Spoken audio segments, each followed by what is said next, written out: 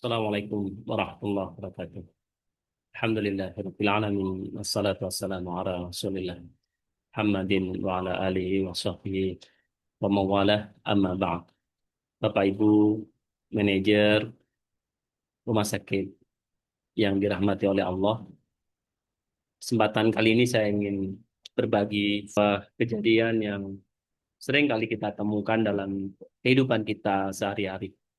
Setiap hari pasien datang ke rumah sakit kita dengan segala keluhan dan rasa sakit yang mereka derita, mereka datang dan dengan tulus kita layani. Kemudian mereka pulang. Tapi apakah mereka akan kembali? Ini menjadi pertanyaan dan menjadi hal yang kita pikirkan dalam manajemen rumah sakit. Dari 100 pasien, ternyata 31 orang yang merekomendasikan. 69-nya mereka tidak ada kabar. Mereka tidak kembali.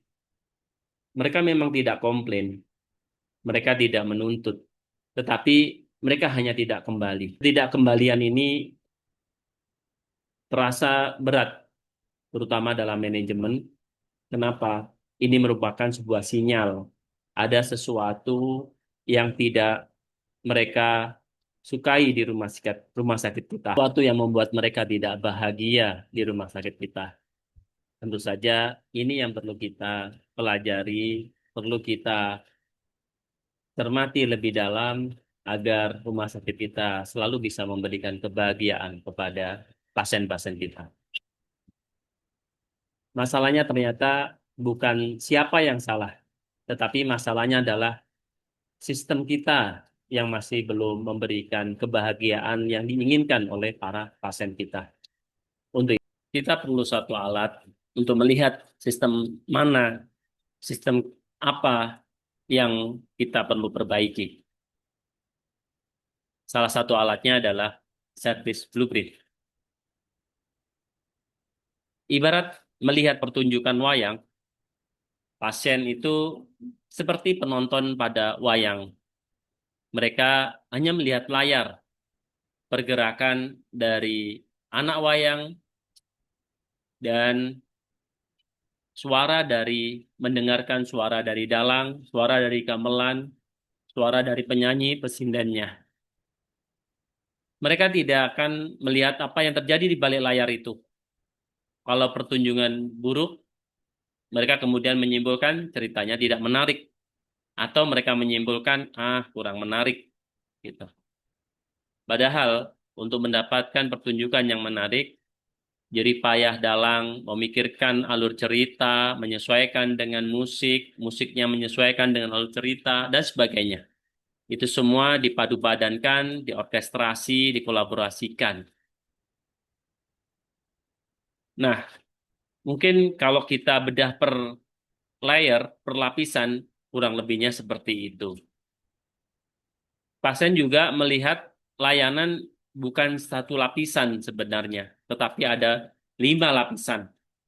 Apa yang dilihat oleh pasien itu adalah satu lapisan namanya physical evidence. Kemudian apa yang dilakukan oleh pasien itu adalah namanya customer journey. Di sesi waktu yang kemarin kita sudah membedah seharian tentang customer journey. Nah, untuk itu sebagian dari service blueprint itu sudah kita pelajari, sudah kita kerjakan. Tinggal kita untuk melengkapi berikutnya. Apa yang dirasakan oleh staf di tim depan front stage, apa yang tidak terlihat oleh pasien di balik petugas backstage, dan apa yang menopang semuanya sebagai support system, itu juga merupakan bagian yang harus kita cermati bersama. Memang pasien tidak melihat sistem, tapi dia sangat merasakan keberadaan sistem yang baik. Dia juga sebaliknya sangat merasakan dampaknya jika sistem pelayanannya itu kurang terencana dengan baik, sehingga menemukan banyak kondisi-kondisi yang tidak membahagiakan bagi mereka. Pertunjukan yang berkualitas membutuhkan harmoni dari banyak peran di balik layar. Jika kita ibaratkan penonton hanya melihat layar tampilan dari wayang, kemudian front stage-nya itu adalah anak-anak wayang yang sedang bergerak, backstage-nya ini adalah staff, proses, dalang, gitu.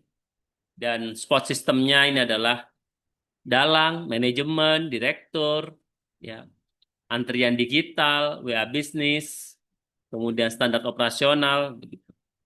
Itu semua yang harus kita coba pecahkan, coba kita detailkan dalam satu hari pelatihan kali ini. Saat ini data mengatakan 30,9% pasien yang merekomendasikan rumah sakit kita. 69-nya pergi dalam diam. Ya, itu karena mungkin gamelan kita atau sistem kita masih sumbang. Wayang, pelayanan di panggung, kita mungkin ada yang gagal. Nah, servis blueprint ini adalah alat untuk menyelaraskan panggung kita kembali. Oke, sekarang kita bedah layer per layer. Yang pertama, lapisan pertama namanya physical evidence. Ini adalah lapisan yang kesan pertama yang bisa dilihat, disentuh, dan dirasakan oleh pasien. Apapun itu. Misalnya Bu Rina, 28 tahun, hamil 10 minggu, kunjungan antenatal care yang pertama. Dia mungkin cemas dan butuh kepastian. Maka pertama kali yang dia lihat adalah bagaimana tampilan fasad dari rumah sakitnya. Apakah cukup keren jika dibuat posting di IG? Ataukah lokasinya cukup mudah? Atau Google Map-nya ratingnya bagus? Nah, itulah yang pertama yang mereka dapatkan. Kemudian saat tiba di lokasi, apakah ada kemudian parkir, ada kebersihan lobi, kejelasan papan petunjuk arah, itu yang akan dipertanyakan. Nah, kemudian kalau memang itu sudah didapatkan, berikutnya mereka akan mencoba merasakan aromanya, bagaimana kerapian stafnya, merasakan keramahan stafnya, hingga sampai kemudian keramahan dari staf billingnya. Jadi, physical evidence ini adalah segala hal, bentuk fisik, lingkungan yang nyata yang menjadi titik kontak awal pasien dengan rumah sakit kita. Dan ini kalau kita selaraskan dengan teori Kotler pada 7P, ini termasuk P yang ketujuh, yaitu physical evidence. Pesan yang bisa kita bawa bersama, butuh fisik ini adalah kemasan dari janji bahagiamu, bahagiaku yang sedang kita kirim kepada pasien. Jika lobi berantakan, pasien sudah cemas sebelum bertemu dengan dokter. Jadi tidak jadi bahagia, malah jadi kecemasan. Oke, berikutnya customer action. Jejak langkah pasien dalam mencari kebahagiaan. Setelah dia menemukan di Google Map, dia bertanya via WhatsApp, via website, atau anjungan, kemudian dia datang ke kita, bertanya ke front office, ya. Mungkin dia akan menunggu di lobi, menunggu ruang periksa, konsultasi, USG, bertemu dengan dokter, berdiskusi, berkonsultasi, kemudian dia berjalan ke kasir, membayar tagihan, mengambil obat, dan kemudian ujung akhirnya customer action ini apakah dia akan puas, senang, bahagia, dan kemudian dia merekomendasikan ke orang lain, ini yang sedang kita harapkan. Jadi, setiap langkah kronologis, keputusan, tindakan yang dilakukan oleh pasien, panjang perjalanannya bersama kita, ini adalah jalur utama pasien sedang mengalami pengalaman dari pelayanan yang kita berikan. Kita tidak bisa mendesain layanan tanpa tahu persis langkah apa yang dilalui oleh Bu Rina. Setiap langkah adalah titik kritis yang bisa menguras energi atau memberikan ketenangan. Dan berita baiknya, customer action sudah kita petakan di sehari kemarin. Oke, sekarang kita masuk ke layar ketiga, front stage. Aktor di atas panggung yang mewujudkan janji bahagiamu, bahagiaku itu. Dari front office, bagaimana dia cara menyapa Bu Rina, apakah menyapa dengan nama atau menyapa dengan senyuman, bagaimana perawat memanggil dengan empati, menjelaskan alur ANC agar cemasnya hilang, apakah dokter menjelaskan USG dengan baik, dengan bahasa awam yang mudah dimengerti dan tidak tergesa-gesa, dan bagaimana kasir menginformasikan jadwal kontrol berikutnya dan mengucapkan terima kasih atas pembayaran yang telah diberikannya. Lapisan ini berbatas dengan garis visibilitas. Pasien tidak melihat ke bawah garis ini. Ya, ini penting bagi kita untuk kita pelajari bersama karena kita sedang membangun kepercayaan yang instan dari pasien. Pasien awam tidak bisa menilai kualitas medis secara teknis. Mereka menilai kualitas medis dari cara mereka diperlakukan. Mungkin kita mengukur indikator nasional mutu, indikator mutu prioritas, indikator mutu unit, tetapi bagi pasien itu tidak teridentifikasi. Bagi mereka adalah bagaimana cara mereka diperlakukan. Kemudian titik konversi menjadi dari aksi menjadi advocate atau menceritakan kepada orang lain, ini yang perlu kita deteksi dari langkah-langkah pasien di atas. Dengan adanya kita mendata apa saja yang kita kerjakan di pos mana aja dari tim kita yang di front stage, maka kita bisa memprediksi, kemudian mereskenariokan apa yang harus disampaikan, apa yang harus diucapkan, apa yang harus diambil tindakan oleh pegawai-pegawai di front stage jika ada aksi dari pasien. Ini yang akan kita bedah di sehari ini. Layar keempat, backstage, sang dalang yang menjaga ritme pertunjukan. Memang tidak kelihatan, tapi ini penting banget. Persiapan front office, mengecek jadwal SPOG, mengkonfirmasi berapa pasien yang booking, kemudian menginformasikan kapan kedatangannya, mengatur berapa banyak pasien datang pada jam tertentu agar tidak berjubel dalam ruang tunggu, sehingga ruang tunggunya tidak panas, tapi tetap dingin. Bagaimana persiapan perawat menyiapkan tindakan-tindakan dokternya, bagaimana dokter terinfokan sebelum ketemu dokternya, sebelum ketemu pasiennya, dokter sudah mengetahui riwayat sebelum dari pasien yang burina yang sedang mau masuk ke ruangannya. Kemudian bagaimana kecepatan farmasi dan kasir untuk membackup, menyambut mereka yang akan pulang setelah menjalani pemeriksaan di rumah sakit kita. Backstage ini penting bagi kita. Yang pertama, apa yang kita kerjakan di backstage ini sangat berpengaruh pada teman-teman yang ada di front stage. Persiapan FO ini sangat berpengaruh pada kesiapan dan senyum teman-teman FO yang menyambut pasien di depan. Persiapan perawat ini juga sangat sangat bergantung, sangat berdampak pada kesiapan, pada senyum asisten perawat yang mendampingi.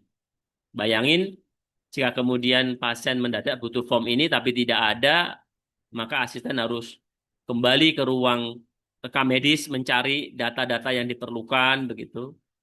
Sehingga pasien dan dokter menunggu tentu menjadi sebuah waktu yang terbuang sia-sia, kemudian muncul rasa menunggu yang lebih lama.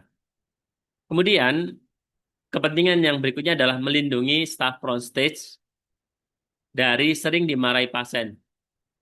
Kenapa sebetulnya pasien-pasien yang marah itu karena mereka sudah terinfokan janji bahagiamu, bahagiaku di rumah sakit kita semenjak di media sosial. Tapi kenapa waktu menghadapi pegawai pertama di front stage kita, mereka mendapatkan cemberut? Oh, tidak.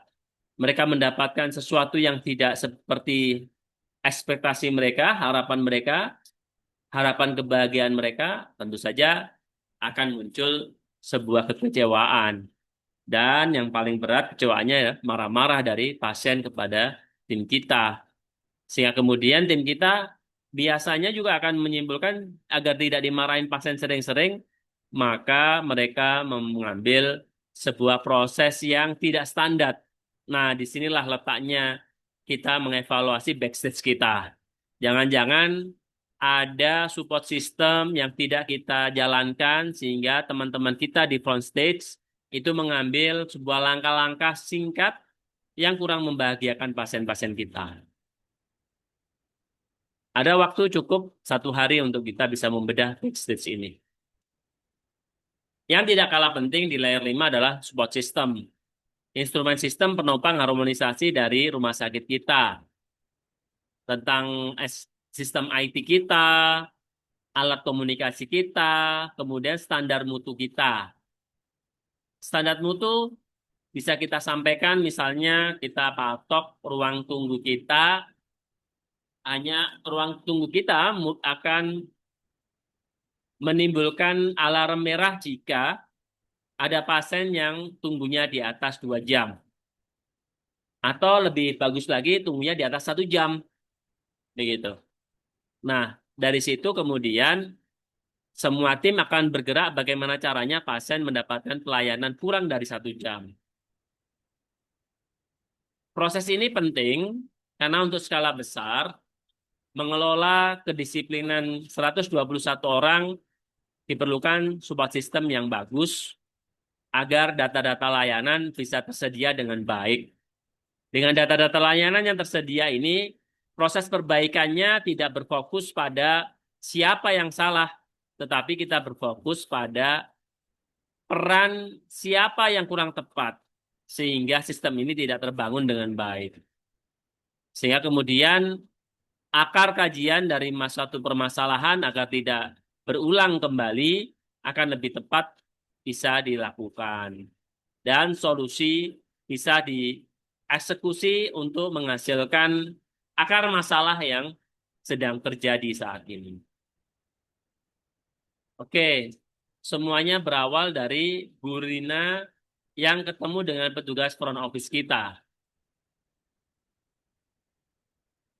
Dia kemudian mengalami banyak momen-momen kecil dalam pelayanan rumah sakit kita. Ingat, satu kesalahan kecil ini akan merusak semuanya menjadi salah.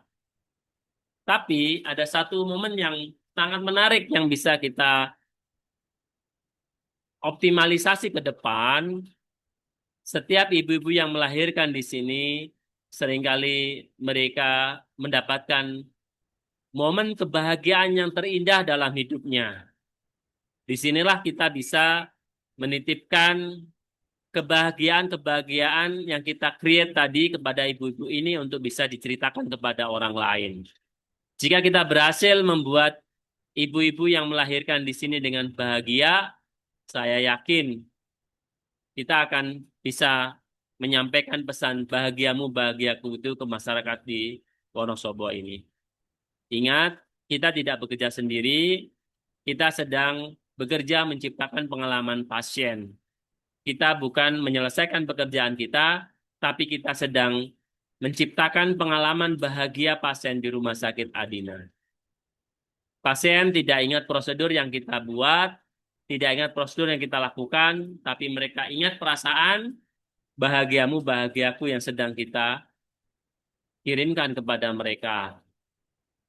Untuk itu, hari ini kita akan membedah service blueprint matrik kita dari 5 layer itu, dan harapannya nanti service blueprint ini bisa kita komunikasikan kepada semua staf kita, sehingga staf kita juga mengerti di saat mana mereka berperan, di saat front stage, mereka apa yang harus mereka lakukan untuk menyapa pasien, untuk melakukan bantuan kepada pasien, di saat mereka di backstage, apa yang harus mereka lakukan support untuk tim mereka yang ada di front stage. Demikian, semoga penjelasan ini menjadi hal pertama yang bisa kita manfaatkan sebelum materi dan pelatihan hari Rabu kita jalankan. Kurang lebihnya mohon maaf. Wabillahi taufiq wal hidayah. Wassalamualaikum warahmatullahi wabarakatuh.